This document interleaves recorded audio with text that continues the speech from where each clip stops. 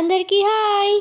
ఇక బస్సులో నుంచి కొండపైకి రిటర్న్ అయిపోయిన తర్వాత కిందికి దిగేసి స్వర్ణగిరి స్టార్ట్ అయిపోయినాం. యాదగిరి నుంచి స్వర్ణగిరి దగ్గర అన్నోళ్ళ ఇటు వచ్చేసినాం. అసలు ఫస్ట్ టైం ఎప్పుడు రాలేదు. వైకుంఠ ఏకాదశికి చేసిన డెకరేషన్ ఇంకా అట్లనే ఉంచిల్లు. మస్తు ఉంది అసలు. అసలు ఎక్స్పెక్ట్ చేయలేదు. చాలా బాగుండే లైటింగ్స్, ఫ్లవర్స్తోని డెకరేషన్ మంచిగా అనిపించింది.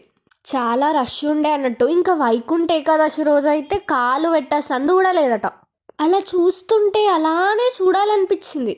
ఇక బయట అలా అలా చూసేసి ఇక లోపలికి దర్శనానికి వెళ్ళిపోయినాం అన్నట్టు. ఫోన్స్ అలో లేదన్నారు లోపలికి, బట్ నేను మెల్లగా దాచి లోపలికి పట్టుకుపోయినా.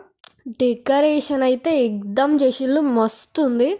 మాకు ఒక 1.5 hour టైం పట్టింది దర్శనం చేసుకోవడానికి. పోతూ పోతూ చాలా కనిపించినాయి. ఫౌంటైన్ ఉండే, మంచిగా ఫ్లవర్స్తోని డెకరేషన్స్, తర్వాత గోపురాలు వచ్చినాయి, తర్వాత రాముడి విగ్రహాలు వచ్చినాయి, ఫ్లవర్స్ పైన ఫ్రూట్స్ కట్టిళ్ళు, ఫ్లవర్స్ కట్టిళ్ళు, ఈ ద్వారము ఆ ద్వారము అనుకుంటూ.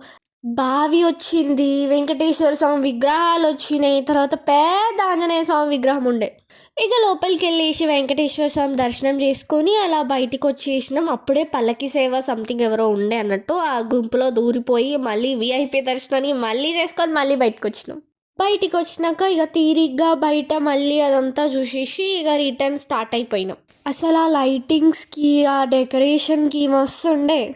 ఇంకొక వీడియోతో మళ్ళీ కలుస్తా. అప్పటి వరకు బాయ్ బాయ్.